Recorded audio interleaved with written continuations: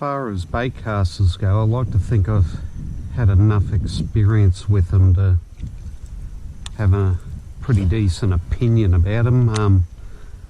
Got my first one, old Abu 6500 for Christmas. 35 years ago. A little mystery cod. Then I got a Bandam mag and other Abus. Back then they were the bait caster everyone wanted, and since then I reckon I've probably had over 50 bait casters. Oh, probably wear a set of hooks here.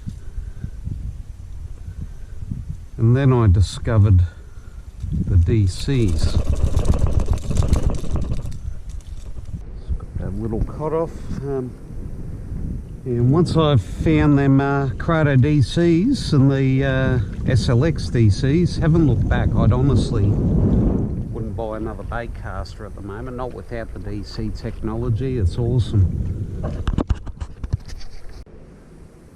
So Shimano's DC technology, been out for a couple of years now. I got my first one, the Curado DC, about a year ago, been given it a flogging. If people, most people know about the DC technology. If you don't, just a quick rundown how it roughly works. There's a little digital chip in here. No batteries needed. It gets power when you cast it.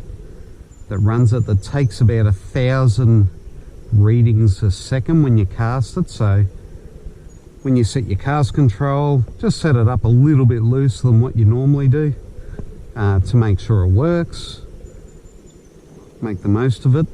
And then when you rip out that cast, if you've got a normal bait caster and you've got it set a little loose there or casting into the wind, you'll find that'll overrun meg cast, where this takes those 1,000 readings a second and slows the spool down so it's only going out the same speed as the lure is, and that stops that mid-cast overrun. Really, really, really good. If you're casting with the wind, then you turn around and then cast against the wind, it's awesome. Absolutely awesome.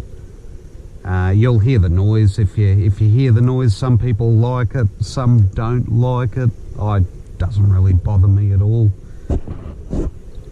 But at least you know it's working if you can hear the noise. And it is genius, absolutely genius technology, and really well priced. So there's some dear bait casters out there. If they don't have the DC technology, I don't know why you'd spend over 350 bucks for one. Like the Curado DC on special, about $350. The SLX about $100 less. I think I bought this for about $250 on sale, $260.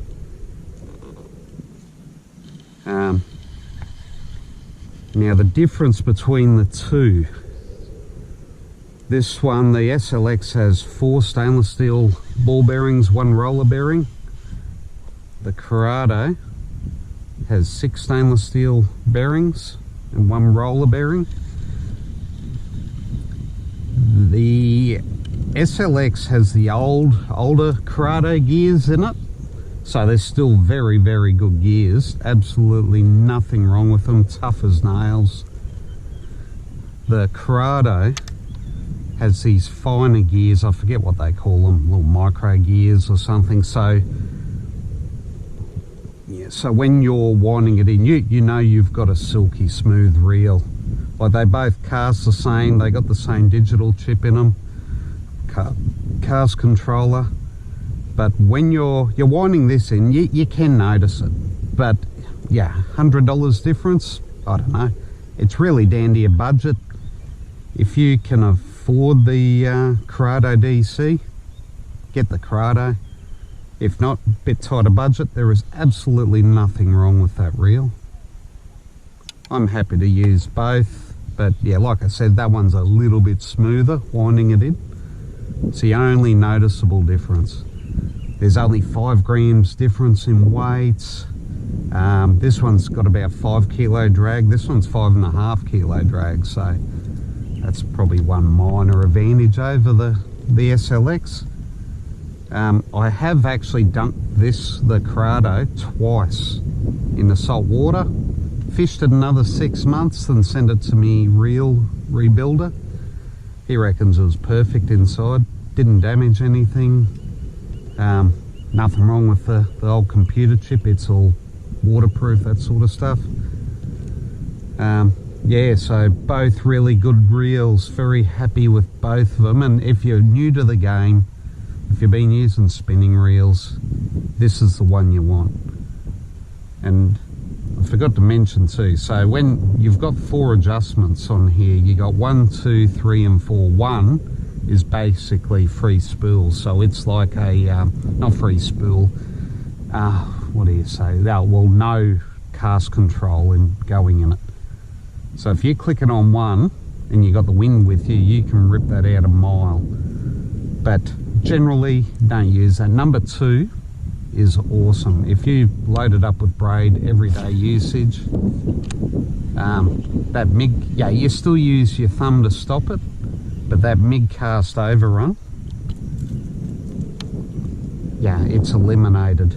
3's a little bit tighter again. I generally don't use 3, but if it's a bit windier and you're really ripping into it, you might want to use 3. Generally there's no need. If you're learning with a bait caster, probably start on 3, and pretty much if you go to 4, I'll just click it up to 4. 4's a lot tighter, but look at that, barely an overrun, not even touching it with me thumb. But yeah, 4's pretty tight. Some people use it on 4 for skip casting. I'm not a great skip caster, so I generally just leave it on 2 and off you go. But it is silky smooth. Go the SLX. Absolutely no difference in casting them.